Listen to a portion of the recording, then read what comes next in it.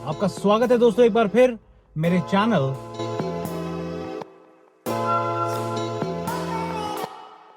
मैं अमेरिका में driving job कैसे पा सकता हूं।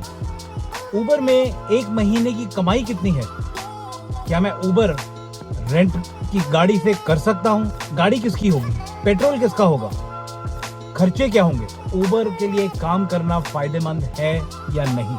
जी हाँ दोस्तों, इन्हीं सब सवालों का जवाब लेके मैं आपके साथ, तो चलिए दोस्तों शुरू करते हैं आज का वीडियो आपके दोस्त और आपके होस्ट अमित के साथ। दोस्तों आज का जो वीडियो है वो थोड़ा सा अलग होने वाला है, क्योंकि आज मैं आपके उन सवालों का जवाब दूंगा जो आपने मुझसे पूछे थे मेरे पिछले वीडियो में, जिसमें मैंने आपको बताया था कि बतौर उबर ड्राइवर मेरा एक दिन में क्या करता हूं, मैंने एक दिन में कितना कमाया।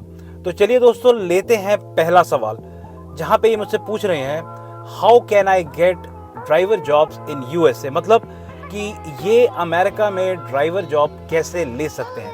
तो दोस्तों अमेरिका में बहुत ऐसे प्लेटफॉर्म्स हैं जिनके साथ आप जुड़ सकते हैं और आप उनके साथ काम कर सकते हैं, जैसे कि DoorDash, Grubhub, Postmates, Uber Eats, Amazon Flex, Roadie, Instacart.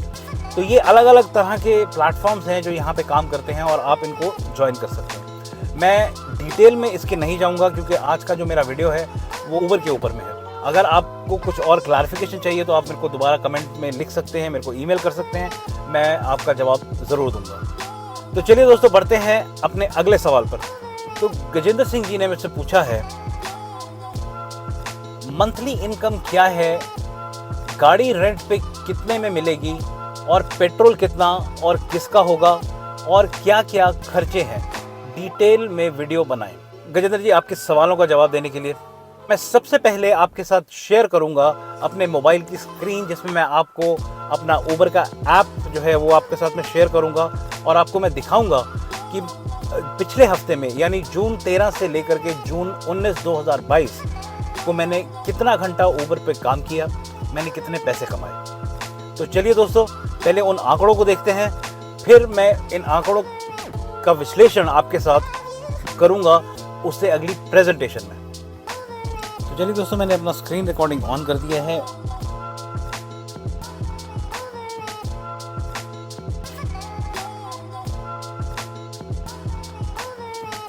तो दोस्तों यहाँ पे आप देख सकते हैं कि मैं उबर की ऐप में आ गया हूँ और यहाँ पे मैं आपको अपने पिछले हफ्ते की कमाई जो है वो दिखा रहा हूँ।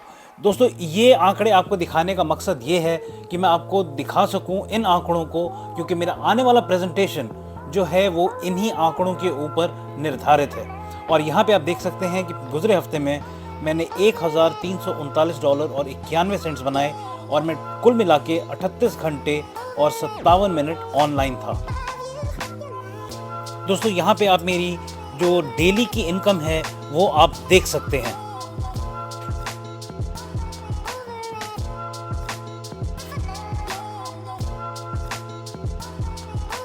तो दोस्तों अभी ये आंकड़े आपने देख लिए, मैंने आपको मोबाइल में आपने दिखा दिया कि मैंने $1,339 जो है वो पिछले हफ्ते में कमाए थे।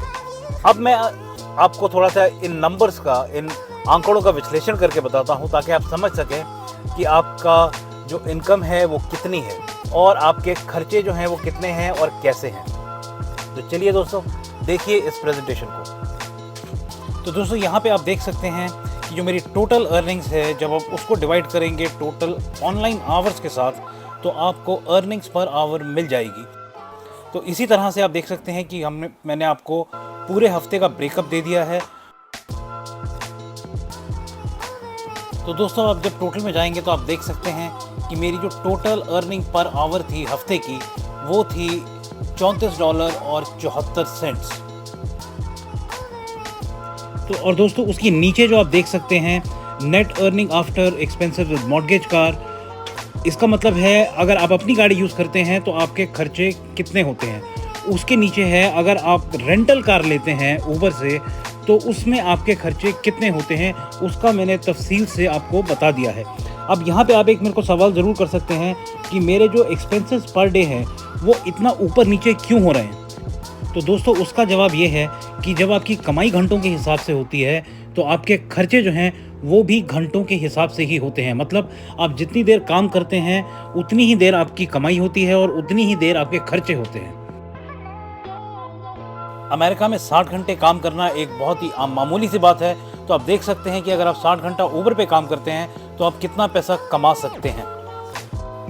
तो दोस्तों ये मैंने खर्चों की एक समरी बनाई है। अगर आप अपनी गाड़ी चलाते हैं तब आपका कितना खर्चा होता है और अगर आप रेंटल कार लेते हैं तब आपका कितना खर्चा होता है। इसमें मैं आपको सिर्फ एक चीज़ ये बताना चाहूँगा कि जब आप रेंटल कार लेते हैं तो आपको $260 जो है वो रेंटल पे करना होता है, प्लस $52 जो है वो चार्जेस होते हैं। और ये चार्जेस जो हैं वो हर काउंटी, हर स्टेट में अलग अलग होते हैं। तो आप जहाँ पे भी आप रेंट ले रहे हैं आपको वहाँ के चार्जेस पे करने होंगे।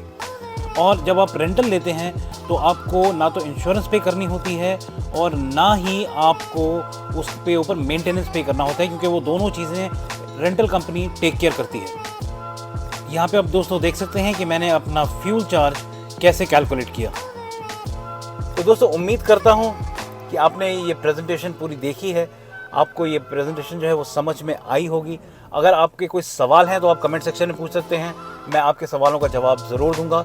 अगर आपको ये वीडियो अभी तक अच्छा लगा है तो प्लीज़ इसे लाइक कीजिएगा, इसे ज़्यादा से ज़्यादा शेयर कीजिएगा। तो दोस्तों अभी आपने जो है उसमें सारा आपने देखा और आपने समझा कि ऊबर पे आपकी कमाई जो है वो कितनी होती है, आपके जो खर्चे हैं वो कितने होते हैं। अब दोस्तों उसमें आपने ये भी देखा कि अगर आप रेंट का गाड़ी लेते हैं ऊबर के ज़रिए, ऊबर की ऐप के ज़रिए, तो आपका खर्चा कितना होता है। अब उसमें मैं आपको एक चीज़ जो है वो बताना ज़रूर चाहूँगा कि अगर आप ऊबर या लिफ्ट के प्लेटफॉर्म के ज़रिए रेंटल लेते हैं तो आप सिर्फ़ और सिर्फ उन्हीं प्लेटफॉर्म के लिए काम कर सकते हैं। मतलब अगर आप ऊबर से रेंटल कार लेते हैं तो आप सिर्फ़ और सिर्फ ऊबर के लिए ही काम कर सकते हैं, आप किसी और प्लेटफॉर्म के लिए काम नहीं कर सकते। पर अगर आपकी अपनी गाड़ी है तो आप जितने चाहे उतने प्लेटफॉर्म्स पे काम कर सकते हैं। तो चलिए दोस्तों बढ़ते हैं आगे और बात करते हैं कि क्या ऊबर और लिफ्ट जैसे प्लेटफॉर्म्स पे काम करना फ़ायदेमंद है या नहीं। तो दोस्तों सबसे पहली चीज़ जो मैं आपको बताना चाहूँगा वो ये है कि जब आप इन प्लेटफॉर्म्स के लिए काम करते हैं, प्राइवेट कॉन्ट्रैक्टर की तरह अपनी सर्विसेज इन प्लेटफॉर्म्स के ज़रिए मुहैया करवाते हैं, आप इनके एम्प्लॉइज़ नहीं होते। जिसका मतलब क्या है कि आपको किसी भी तरह का एम्प्लॉयमेंट बेनिफिट्स नहीं मिलते। मसलन आपको मेडिकल इंश्योरेंस नहीं मिलता, आपके टैक्सेस हैं वो आपको खुद करने होते हैं, 401 होता है जिसको कि रिटायरमेंट प्लान वगैरह सब बोलते हैं, वो सब आपको नहीं मिलता है, वो सब आपको अलग से लेना पड़ता है। तो ये थे कुछ कॉन्स इन प्लेटफॉर्म्स पे काम करने के। अब मैं आपको बताता हूँ कुछ फ़ायदे। देखिए जो सबसे बड़ा फ़ायदा है जब आप इन प्लेटफॉर्म्स पे काम करते हैं तो इसमें आपको टाइम की कोई पाबंदी नहीं होती।